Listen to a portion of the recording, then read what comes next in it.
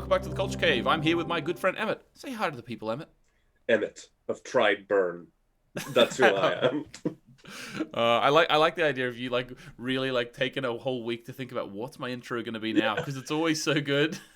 I stay up all night, candles in the background, just scrapping up some ideas, throwing them behind me, just like Yeah, I've got a cork board with all these different ideas and pointing to them, being like, "What's my intro?" yeah, running out into the street naked. Eureka! Well, I where I live, that wouldn't be the weirdest thing in the world. Fair enough. Fair enough. Okay, so here to talk about Tribes of Europa. Now, Tribes of Europa is a new Netflix show. It's a German show. However, while watching it, I'm sure Emma was pleasantly surprised about this too. It's sort of half in English, half in German. So it's still a German production, but it's in terms of language, it's half German, half English, which I hope will get more people to watch it than otherwise. It's a sort of dystopian future set after a mysterious happening was it Black December? I think they said. Yeah, In 2029. Yeah, They call it Black December 2029. We're not quite sure what happened there. It takes place in 2074, and Europe has been separated out into all these different tribes. The Tribes of Europa, you might say. We focus on characters from the Origine tribe, Keanu, Elia, and Liv, as they get scattered across the continent. Right, okay, so before we get into particular details in the show, I wanted to ask Emmett, overall, give maybe just a little summary, and then I'll give my summary after as well. People have heard my review on the channel already. If you haven't, check it out. What do you think of the show? I very much enjoyed it. I think there are areas that the show needs to improve upon, but I think it is a great base for a new Netflix show, and I'm hoping we do see at least a good few more seasons out of it, because I think there's a lot of untapped potential in this sort of world. You know, I am a big post-apocalyptic fan, so Yeah. yeah. Well, and there seems to be a lot of post-apocalyptic stuff coming out at the minute. But also, I had those sort of vibes of post-apocalyptic world, sort of Mad Maxy, Hunger Games style. That's how I sort of viewed this. Where at the same time, though, it sort of had an aspect of Game of Thrones in it too, because it was the family. It's like the Starks in Game of Thrones, been scattered across the continent. So I really had that view as well. Now, I will just say out the gate, this is a spoiler discussion. So just in case anyone didn't want spoilers, because I was about to say something there that would be heavy spoilers. But even the fact that their father died at the end of the first season is like in Game of Thrones, and all the children are scattered around, and they have to sort of come back together and sort of try and get back together. So there's a load of different obvious influences in this show. As well, one of the criticisms levied at it has been that it's been very trope-laden. Full of tropes, very cliche in terms of what a post-apocalyptic world looks like. What do you think about those critiques? Yeah, well, there are some merits to that. That's unavoidable. I think Ilja's story has the most elements of tropiness, to my mind at least, because you're on that sort of hero's quest of you've got a MacGuffin and you're going through the continent and stuff. So yeah, very Frodo Baggins. I found that one. Very, very Frodo Baggins. Unavoidable. You have a character having to take an item to a place. There's a lot of comparisons there. Mm-hmm. But there are ways that I think that the show subverts some of the tropes in the way that they treat some of the characters. I think in a lot of shows, Liv and Keanu's stories would have been... Keanu, sorry. Their stories would have been flipped around. She would have been the one captured by the crows, and he would have been the one with the military side. I think in a lot of stories that would have happened. So I thought that changing that around was sort of a good choice by the show. That's interesting, actually. Yes, because I think that's something we've seen a lot in terms of the female god becoming the slave. I think that these days, obviously, they were going to switch that around. You couldn't really... What they were going with the crows, how heinous the crows were. I'm sure the male crows also...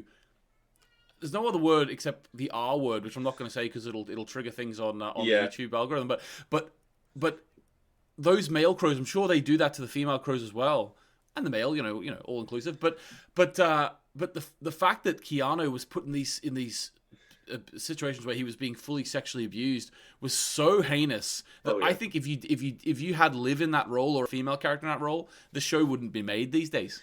Well, which is a conversation in itself. It is a conversation in itself. I know that within Game of Thrones, I've not watched a whole lot of Game of Thrones. I know that there is sexual assault themes and that, and it Yeah. happens to a lot of different characters. So it's But I'm not sure. Like, obviously, it's alluded to, but I yeah, don't know in Game of Thrones of a main character being a slave and yeah. therefore being that person's sex toy. Do you know what I mean? Yeah, like their weird sex toy concubine situation. It's all very intense, and yeah, no, there's definitely some uncomfortable tropiness with the crows in the sense of like their leader, their high lord, is very effeminate and Mm-hmm. such. And there's a lot of that probably unintentional on the creator's part, but that sort of othering of them by making them feminine or different in that way, in contrast to the more butch looking crimsons or the rustic looking origines. So like there's an uncomfortableness to that area, but like Yeah, if you were to go into the analysis of that and what's the statement they're making, like, because very much the Crimsons and the Origines are very much like sort of traditional male-female role, it seems. Although yeah, Liv does become a fighter, yeah, actually, the Origines wouldn't be like that actually, but the Crimsons definitely feel that way. And then you go over to the very effeminate, very high heel wearing, sort of gown wearing crows. yeah. It's if you dig into the analysis of that, it is a strange design choice. Yeah, and then the Keanu's oh, what was the name of the other boy who was basically super jealous of him in the little concubine area? I can't remember the name of him, but like he was Mm-hmm. very effeminate, wore a lot of makeup. Deviant. Deviant Yeah. wore a lot of makeup, and he was very much portrayed as a enemy to Keanu, like in the way that he is Well, depicted, and he had proper Stockholm Stockholm syndrome. syndrome, Yeah, and 100%, and I think that he actually was leaning into the. I don't look. Obviously, we can't make a judgment on the character in particular because we don't know him very well before he became a slave. But the fact that she makes them wear makeup yeah, would imply possibly that he is sort of leaning into the more feminine sides of himself for her benefit. Having yeah. said that, we don't know the character before, so it's possible that he was already like that.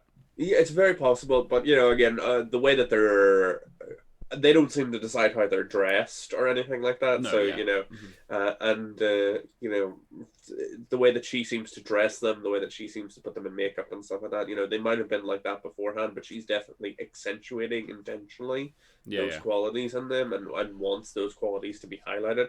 It seems like she likes playing with them, and we see a lot of that in the show itself. But yeah, no, there was a definite sort of mix up of some of those roles, I think, from a typical standpoint. But yeah, there is obviously a lot of tropes and a lot of uncomfortable elements within the show.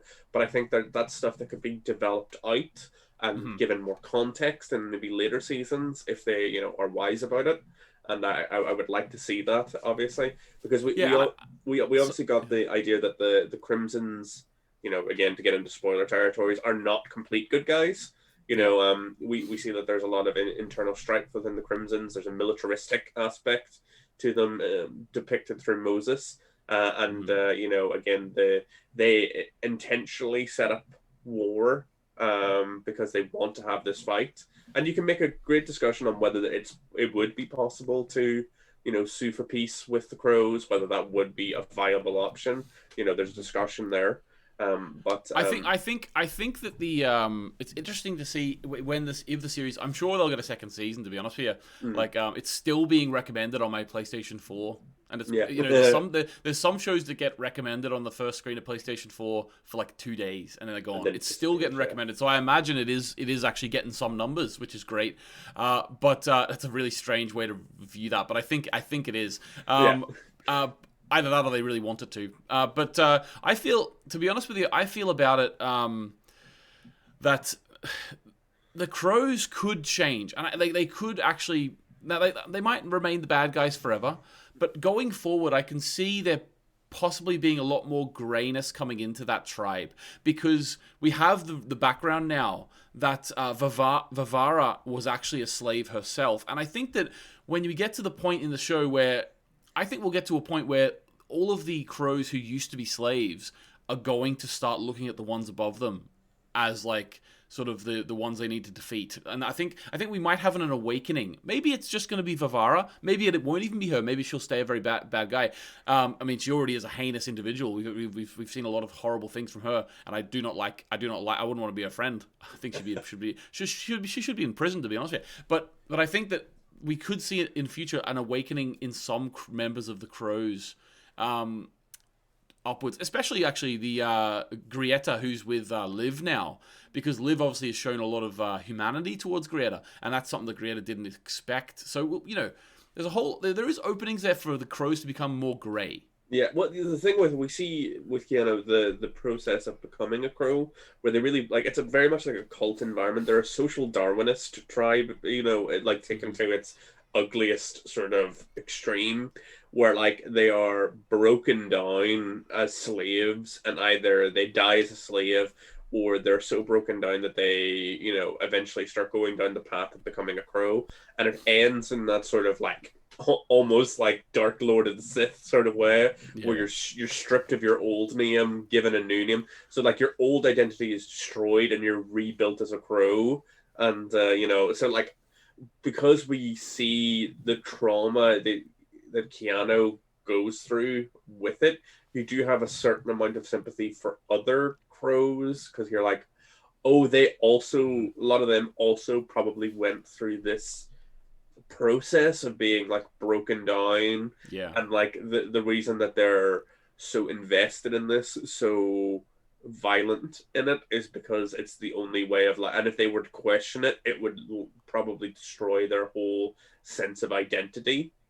It's almost like the Unsullied in Game of Thrones, which are like soldiers which have been basically trained their whole life and made, like, you can only be an Unsullied when you've taken a baby. Like, the last step to become an Unsullied is to take a baby out of the mother's arms and kill the baby. So that's, to the point where literally there's a man who stands there and by under orders, without even flinching, gets his nipple cut off.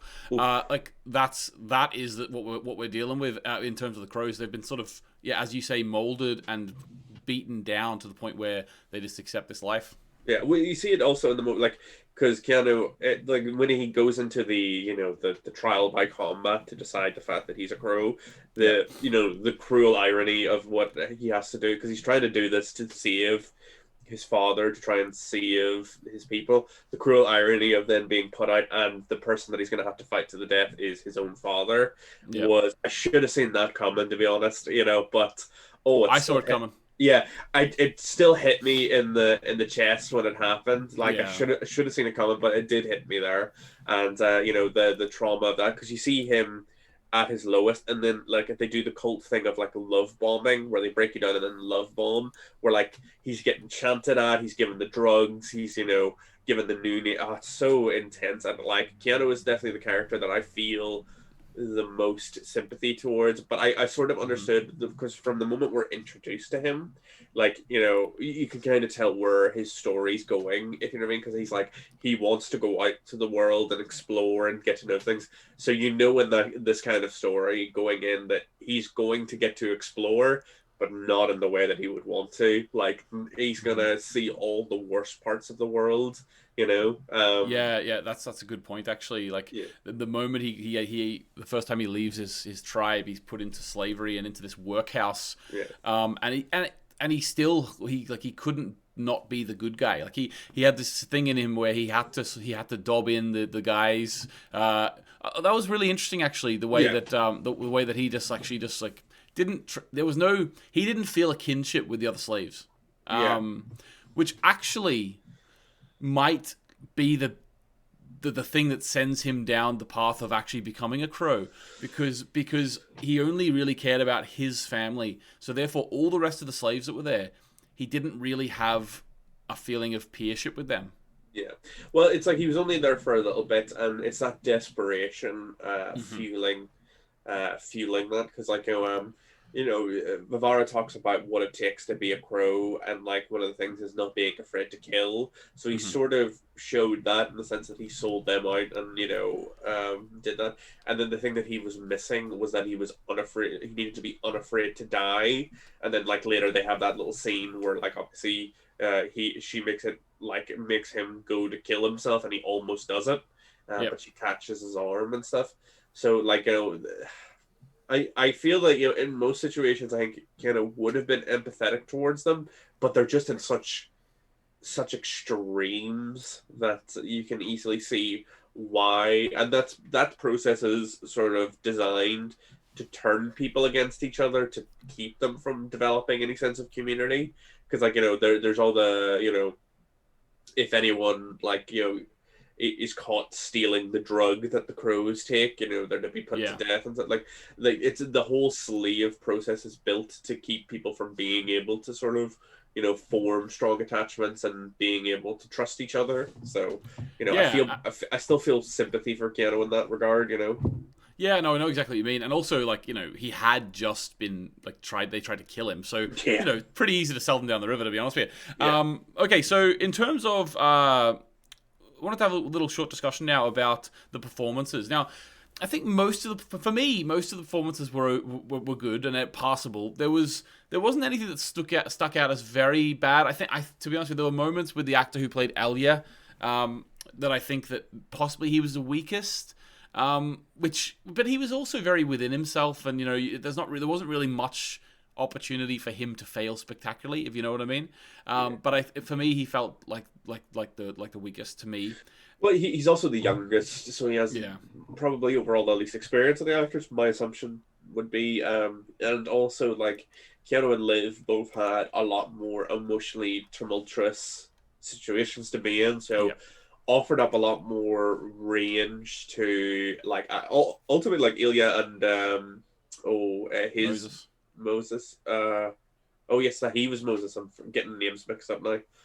Sorry, apologies. I'm sure someone's lost their mind in the comments because I've got names mixed up. But he and his traveling companion, their relationship is mostly comedic to a certain extent. So there's there's some moments of tension between the two, but like there's not really a sense of like you don't ever think that Moses is going to like really turn on Ilya in like an aggressive way. You get the vibe that he might just abandon him, but like it's never like in the situations with like Liv and like you always feel that they're in like potential physical danger to a certain extent. Yeah. Whereas Ilya seems to be just his story is almost the comic relief at times as you go back between him and Moses, and like Moses is a very larger than life type of character. I do actually really like his actor, though. I think his actor is one of the that's what I was going to mention to you, is that the actor who plays Moses is Oliver Masucci, and for Dark fans like me, he's who our crosshairs were aimed at throughout this whole thing. And what did you think about his performance? Because he is like sort of the comic relief. He's very over the top. He's almost like the Jack Sparrow of this show. Yes, he's very. He's got a lot of noticeable tics as the character, which I quite like. The sniff thing that he does when he's thinking and stuff like that. Yeah, like where it's like he's trying to almost like sniff out the situation, trying to work out what his angle in it is very engaging. Yeah, he was like Ilya's story is the most tropey, and like Ilya as a character doesn't get as much to do, depth wise. So like he's not as engaging as the other characters. So Moses being like was very much the most engaging part of that storyline, because he was a person who, it's a very tropey thing of like the cynical person, like the Han Solo-esque character who then gets roped into the situation that maybe helps to start building up his idealism again. But I think the actor, what was his name again? Sorry, the actor Oliver Masucci. Oliver Masucci. I think he does great at like bringing Moses to life as like a person. You get the vibe that like he has been out in this world for a long time, like and that he might have been like Ilja at one point. Like he might have been like a kid who was just interested in technology and stuff like that. Well, he learned from his father, as he said. So he actually was very much like Elia, because he had the same sort of mentor role that his father had, and that's what made him realize at a certain point. He made him realize he equated his relationship with Elia to that as well. I will say it's funny that this is the first time you've ever seen this actor, Oliver Masucci, and the people who watch my channel who are big Dark fans are going to find that hilarious.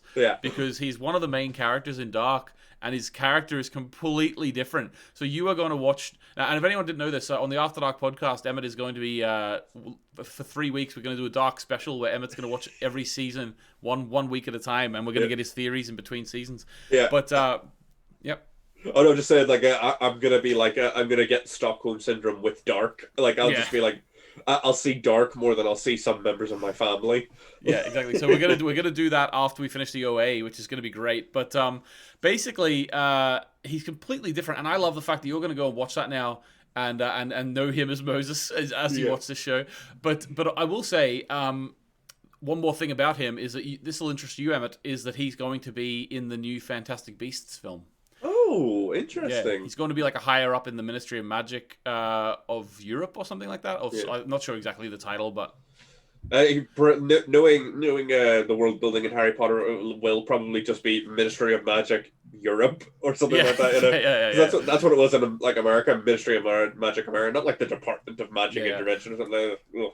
Yeah, Yeah, exactly. Yeah, that's what I had a big rant about that on one of my yeah. videos. But I'll say so that'll be interesting to see. I kind of want him to break away now and become sort of the next generation's Christoph Waltz. That'll be cool, you know. No, Um, that would be great because he like if obviously he's playing a really different character in Dark and he is very popular. He must have a great range. To be fair, you see, because yeah, he seems it, to be honest with you. Like even like yeah, scumbag. yeah. I was like, what is he doing? Like you know, the Oh, fact he's that he was great. even speaking English caught me by surprise. Oh, All right, so there we go. I will mention in terms of the very end, we're going to talk about now what we sort of hope for. I'm sure we've missed a load of stuff, guys. We are up for making more videos on Tribes of Europa if you want us to. If you want us to talk about something else, I'm sure when season 2 comes out, we'll also make videos about that as well.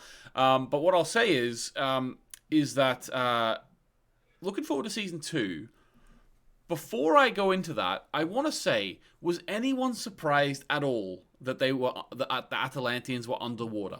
yeah. Because I mean, Atlanta, come on, the Yeah. Atlantis, not Atlanta. Obviously, Atlantis not Yeah. underwater. Atlantis, you know, Well, I'm maybe Atlanta is underwater in this world. yeah, We don't know. yeah, We're in Europe at the moment, so yeah, exactly. So it was either going to be people from Atlanta, or it was going to be Atlantis, and so I sort of was straight away like, oh, okay, so the lost city of Atlantis, okay. yeah. What about you? Oh yeah, 100%. I was like, oh cool, they're gonna be. And then when they got to the lake and there's like, there's nothing here. It's like, oh, Yeah, obviously it's under the water. Like yeah, you get that, but like, I understand that like it could be one of those things that because technology and like stuff is all broken down. mhm, Maybe like the legend of Atlantis to a lot of these people is just not known anymore. Like maybe it's uh-huh. like a lost legend, so they don't know about like the mythical connection between like Atlantis and under the water. Possibly that might be it. I would have loved it if it turned out to just be people from Atlanta, like just Yeah. the person there. You just see like Donald Glover Donald there. Glover's about, Yeah, yeah. they just add some gray to like his beard and his hair, and like he pretends to be This an is old man. Atlanta, Yeah, I would have loved that. That would have made my day. Like it would have made absolutely no sense, but I would have been like, I'm on board. Let's watch it. Look, Yeah. Donald Oh no. Glover's See if here. the show could get Donald Glover in it. I mean, that would be a big step forward. I will make the statement that almost any show is improved by adding Donald Glover to it. Yeah. Exactly. Even if it Um. already has Donald Glover, if you can somehow figure out a way to put another Donald Glover in it, Yeah. even Yeah. better. Double Glover. But one thing I want in season 2, and I think we probably will get it. I think Keanu will sort of play the role of a crow for a while at least, or he'll even become a crow properly. I think we are going to get him and Liv having to face squaring off against each other at some point. Yeah. Now, I think there would have been I was thinking there would have been a higher likelihood of that if she had stayed with the Crimsons. She's not going to do that, so it's not going to be like an army versus army thing where they face off. But I think she will come into contact with him because she is.